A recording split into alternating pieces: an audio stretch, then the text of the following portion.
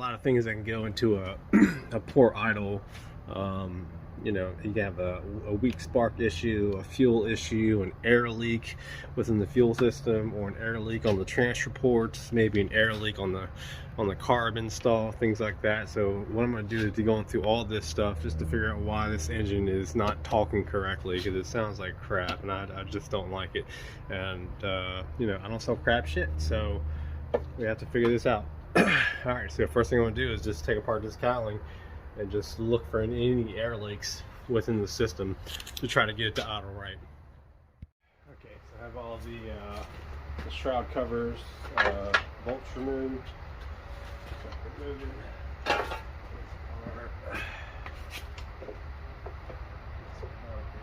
Connected.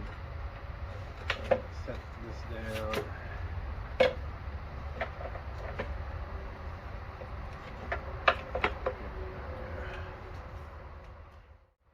First thing I'm going to do is tighten up the carb bolts, size 11 metric, just to make sure there's nothing tight.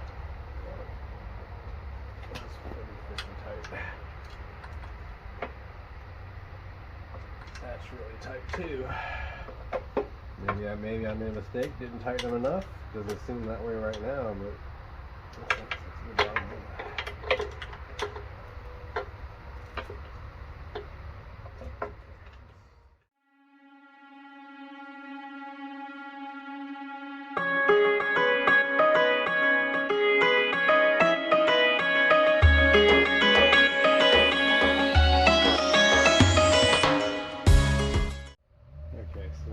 Need to get behind here to make sure all the transfer ports are in fact connected, which sealed for that matter. So I'm just going to all these connecting bolts here, which are again size 11 metric.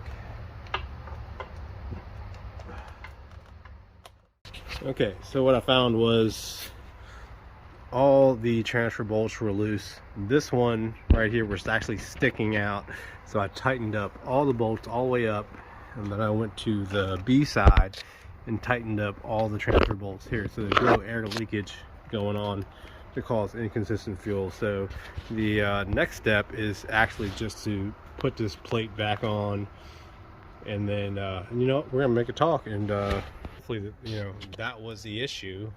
Other than that, it could be like maybe a weak spark, or I know it's not the cylinders. I've already measured the cylinders. They're about, you know, 130 on each of them. Another thing it could be is fuel flow issue, which I've actually rebuilt the fuel pump. And this model has the V6 fuel pump on it, which is definitely more complicated, at least for me, to actually rebuild versus the traditional fuel pumps on the V6s, which I don't know why they would change it if the other one was working on the 1500/1400. Well, like, why would they change it to this? You know what? I really don't have the answer. But the fuel pump is rebuilt, all new diaphragms, gaskets, springs, all that good stuff. So let me go ahead and get this all back together. Alright, so the ignition plate's back on, all bolts are in place. So now it's just a matter of putting everything back together, and we're gonna make a talk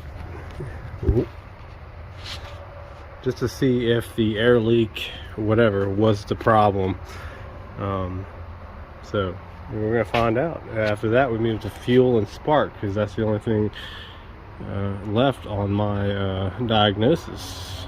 And I appreciate Jeff Stone for bringing the air leak to my attention, because like I said, this bolt right here was out about ½ an inch, which, you know, air is going to get sucked into there, which is the middle carb. So, but all the carbs are tight, everything's good. So let's get everything back together and make a talk. All right, so we have everything back together. All the bolts are tight. There's no air leaks that I can see, unless it's inside the fuel system, but everything is intact. So the next step is to make a talk. Now it has to idle, it has to talk correctly, so that's the goal. Okay, so the first start,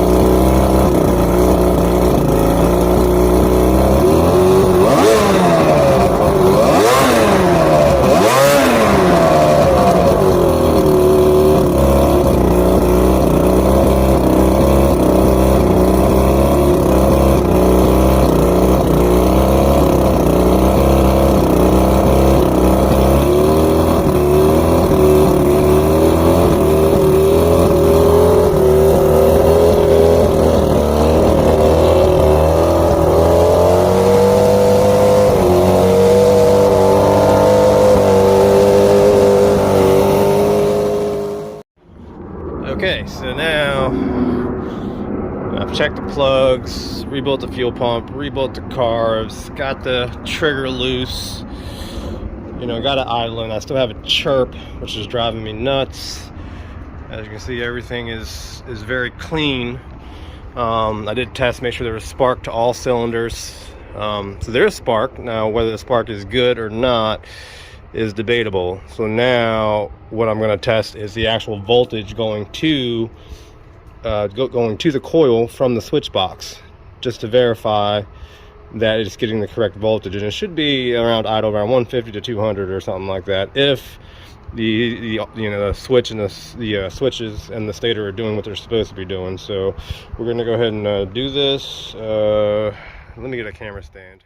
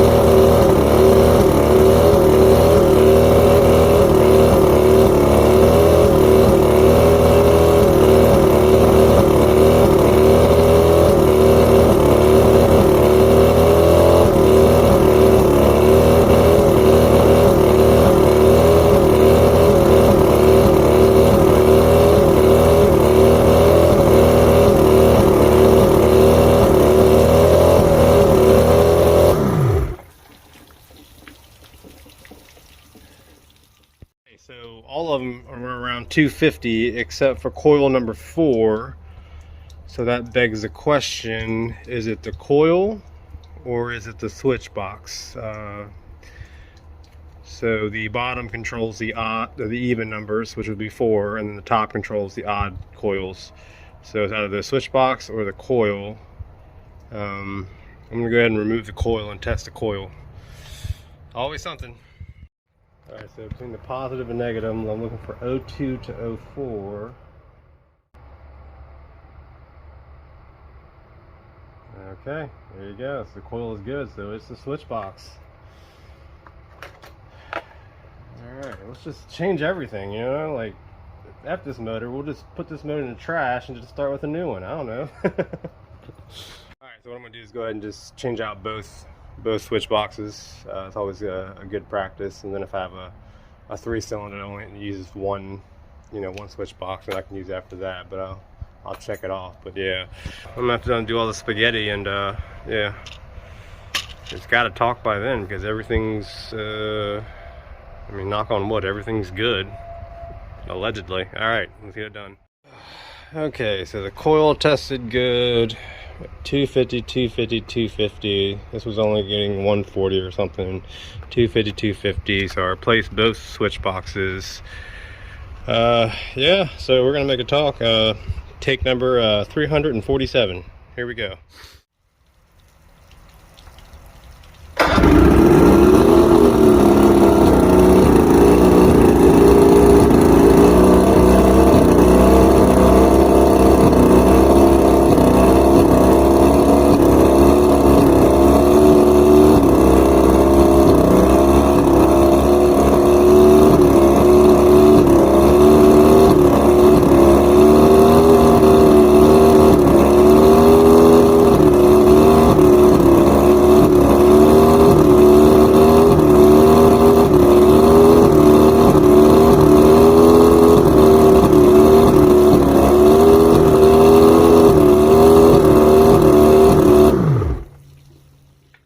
Okay, so I put all the plugs, which I replaced with different plugs. Number 5 is toasted again.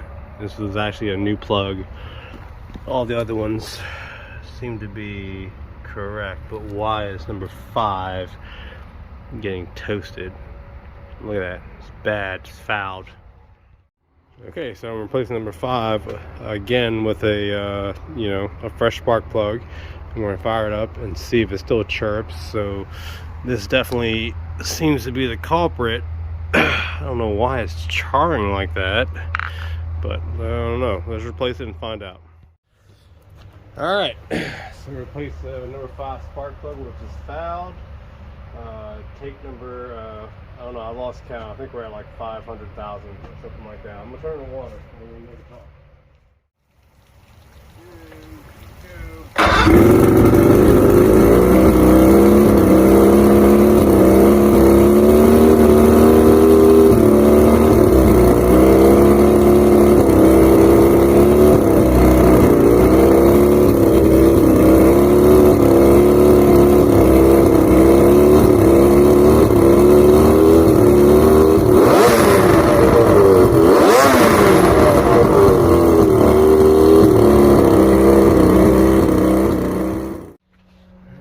All 3 carbs. But you can't really see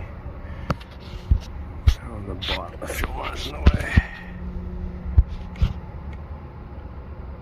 And you see the vapor coming out of there.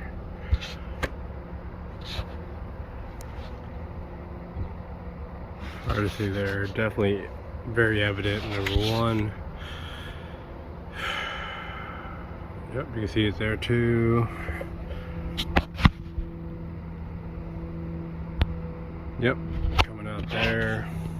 So that's indicative of perhaps faulty reeds, which is unfortunate. So, but it is what it is. Okay, so what I'm going to do is replace the carburetors inside this engine that does not want to cooperate. So yeah, okay, alright, well, going to the shed. So I mean, I've literally rebuilt everything, including new plugs, new alternator. The rectifier works. These are brand new switch boxes right here. They're trying to isolate the problem. It's definitely very difficult, but I'm gonna take these carburetors out, even though they're very clean, very sparkly, and all that good shit, and replace them. So let me go and do that. Okay, so I got the carbs out and the plastic snapped. And I was being ginger, you know, being very delicate with it, and it still snapped, which is very, very disappointing. Why didn't Mercury make these metal? Alright, so we have the new set of carbs that I'm going to put in here. Okay, so we have the carbs connected. As you can see, it's wide open. Wide open.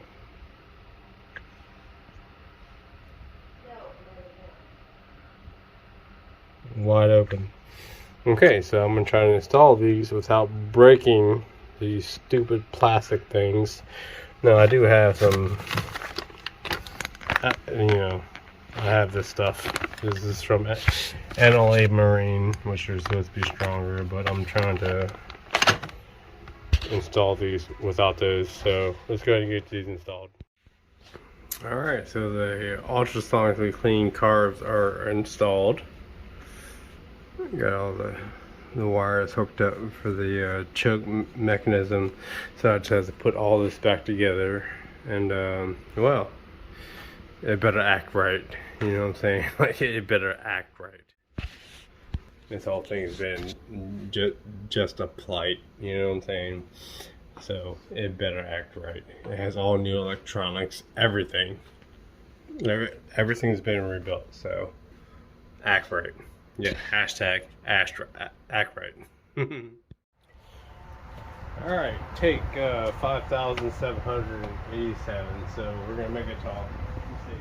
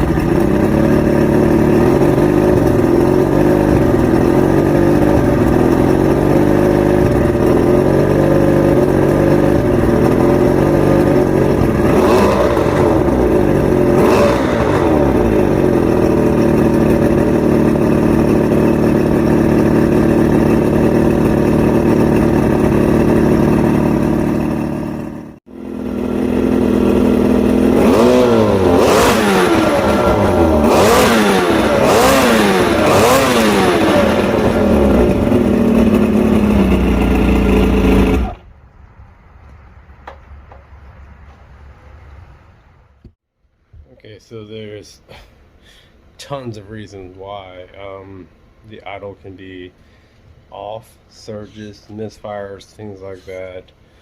I went down the rabbit hole, finally got the engine talking.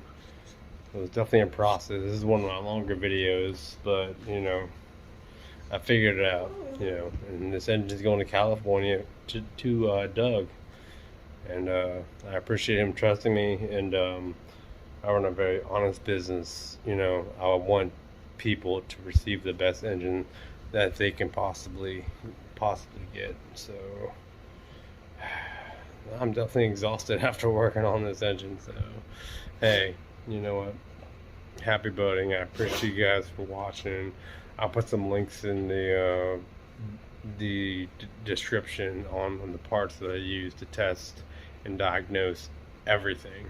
But as you can see, anytime you have a misfire or surges or anything like that, the rabbit hole is very, very deep. So hey, thank you guys for watching. Happy boating.